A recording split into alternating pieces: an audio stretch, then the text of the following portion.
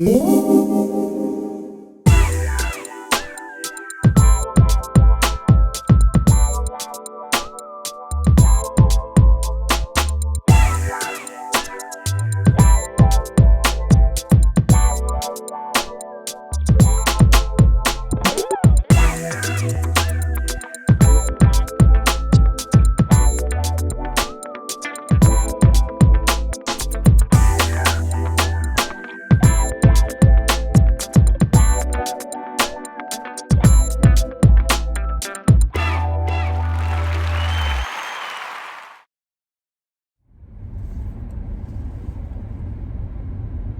morning, gentlemen. This is Black Rhino again with another video. As promised, I'm going to take you guys on my journey to self-discovery or self-rediscovery in the wake of me and my lady splitting up. These things are never easy, and after 10 years of being with someone, you try to figure out, what went wrong and who was at fault, or was I at fault. It's a relationship, so everybody bears the responsibility. In this particular scenario, I dropped her off to the airport, and we had a good last last evening together. We went to get some food, made chicken Alfredo, and sat and watched a movie. And then after that, in the morning, ended up taking her to the airport. A little bit of tears on both. We tried not to get too crazy, but it's difficult, man. And in this situation here, I want to bring to light certain things that happened in the relationship. So one of it was drinking, and that's a powerful thing, because a lot of times people drink and they don't realize that they're drinking too much, or that they have become an alcoholic. And again, there's levels to that. Pain, for not wanting to deal with what happened in a younger life or earlier in life. And things got to a point to where I no longer could control, or I don't want to say control, but I no longer wanted to be in that situation. You go out, you try to have a good time, and then the consumption of alcohol becomes too great, and then the night becomes unbearable. I'm not a therapist, I'm not a doctor of any sort. This is just my personal experience. I know a lot of people will say, well, what gives you the right to speak on these things? Well, because I lived it. I don't need a 4-year degree as a therapist or anything like that to say the destructive element of alcohol can ruin someone's life. I had a friend who passed away from it. I had a few friends who passed away from it, family members who passed away from it. And it's no joke. It destroys your life. It destroys the environment around you. People no longer want to hang around you or be around you, call you to go out, because their worry is the consumption of your alcohol gets to be too great, and you can't control yourself anymore. And you become a burden to them and to other people around you. Having said that, we love the people that we're with. Men, we love our women. Women, they love their men.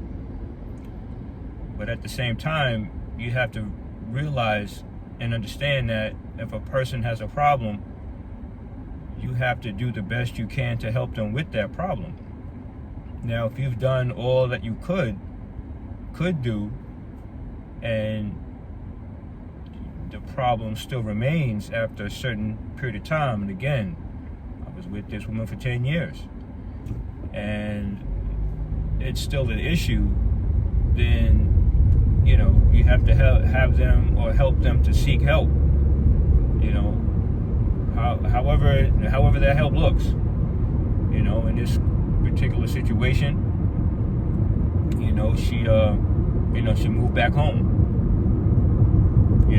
And I'm still in the house that we lived in, or the apartment we lived in, and her son is still in the house with me.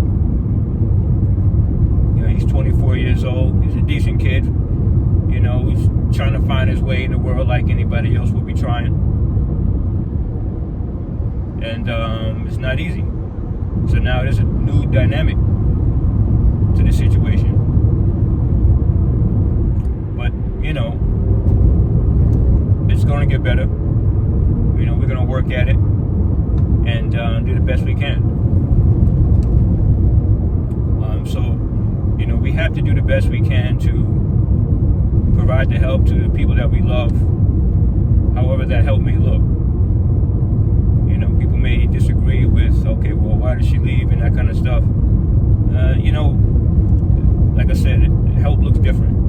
As long as the people that are in your family or in your circle that are getting the help that they need, and you're helping them the best way you can get the help, then the help is going to look how the help looks. And at some point, I hope that when she is down there, she talks to someone, because I know she has trauma, she has pain. Most people have trauma, most people have pain. It comes along with life, and, not everybody's situation is different. But, or I should say everybody's situation is different, excuse me. And, the outcomes and things that happen are specific to that situation. But now, as a man, as me, in this transition, I had to look at myself and say, now it's time to make me better. While she's working on her, I'm going to work on myself. I got up this morning, did my little 20 push-ups. Again, I'm 52 years old. So this video was for men, and not just for men, for anybody really, but I'm speaking to men over 50. We've been in relationships for 10, 20 years, and we gave ourselves to the women that we're with or were with, and for whatever reason it don't work out, or it didn't work out. We don't go into a relationship thinking that it's going to fail. We go into a relationship giving our all. I remember hearing a young lady on a podcast speaking, never give you 100%. I mean, okay, if that worked for you, then, go for it. But in the real world, everybody goes into a relationship giving 100%. Because you can't go into a job and it's like, I'm going to only give 90% or I'm going to give 50% and expect to get 100% of my paycheck. It doesn't work that way. We got to be realistic. Be mature and understand the way of the world. Yeah, we may live in our little bubbles, but at the same time, that bubble is only existent because you created that bubble. But the real world happens. So, as men, we need to worry about ourselves, get back to our spiritual selves, get back to our divine selves, and try to make ourselves better, And like I said before in the last video, it's okay for us to try to improve on ourselves and make ourselves better. So I watched a video, like I mentioned before, with the brother called the Style OG. He talks about older men should dress up, and I agree. I work at a call center, for Nike, and this is my attire. I mean, yeah, I could probably wear a suit and tie or what have you, but I'm dressing for my environment. And that's not to say that every so now and then I don't put a button-down shirt on. But I'll probably link his video to this video so you guys can watch him, and he can kind of give you some tips. But alcoholism is a real thing, man, and it's destructive. And a lot of times when people are coping with whatever life situation they're coping with, they turn to the drinking. And it's easier for people to mostly drink. You just can't pull up and start smoking weed, in the park. Well, you could, but most people just get a little shot of vodka, put it in a little coffee cup with their coffee, and they just go for it. That makes them feel a little bit better, but that's destructive, and it's not good. During the time of Prohibition, it was illegal to drink. But that's a whole nother video about something totally different. But you do the best you can, man, to help out. And I offered in this relationship for even myself, like, listen, I'll stop smoking weed if you stop drinking. We'll do it together gradually. But sometimes the influences from prior experiences or whatever the situation may have been is too great, and as soon as you fall back into a situation to where it brings memory to that unfortunate situation, you go to a coping mechanism, which in this case was alcohol. And you start to drink. And then, for a moment it's okay, because you're not remembering, you're forgetting what happened. But instead of dealing with the actual issue that causes you to feel the way that you feel, and then having you turn to the drink, you drink more. And then the more and more you drink, the more and more you think you're forgetting, but the sicker and sicker that you're becoming. And then what tends to happen is that other health issues arise. Now, the other health issue that arises is Bell's palsy. In case, you don't know what Bell's palsy is, because I didn't know, is that it numbs, at least in this situation, it numbs one side of your face. So your face looks a little droopy. You can't close your eye on that side. And it just destroys you, because now you don't look like what you remember yourself looking like. And yes, that's a shock to the system. And especially if it's a woman and she loses part of her attractability, or so she feels. I didn't make mine feel less of a woman, and I didn't draw attention to it. I mean, yeah, she looked a little bit different. She's still a beautiful woman, regardless. It's just unfortunate. So I think that is part of what maybe exacerbated the drinking a little bit more. And people cope in different ways. You try to help as best you can, but if you don't talk about it with the person that you love and then trying to address it to see if you guys could go somewhere to get some kind of help, and you just keep quiet and continue to do behavior that ostracizes yourself from your mate, then nobody knows what's really going on. And in this situation, that's what happened, right? I was used to the drinking, and I just got tired of it. Because every situation, you know, ended up being the same. So then I got tired, didn't speak anymore, just didn't want to talk about anything anymore. And then she's suffering silently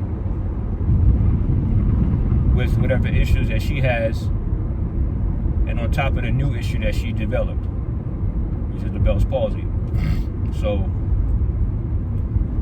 it's destructive all the way around, and that's why, you know, when Kevin Samuels, you know, rest in peace, brother, but when Kevin Samuels said that everybody should get therapy, I agree with that. You know, and as men, you know, we look at it like, well, shit, man, I'm gonna go out and play some basketball. You know, maybe the younger cats, I'm gonna smoke some weed, but you're still hurting inside. You know, you still are going through whatever you're going through, and you're saying to yourself, I can't deal with this shit by myself, so I'm gonna go ahead and I'm gonna smoke this, I'm gonna drink this, you know.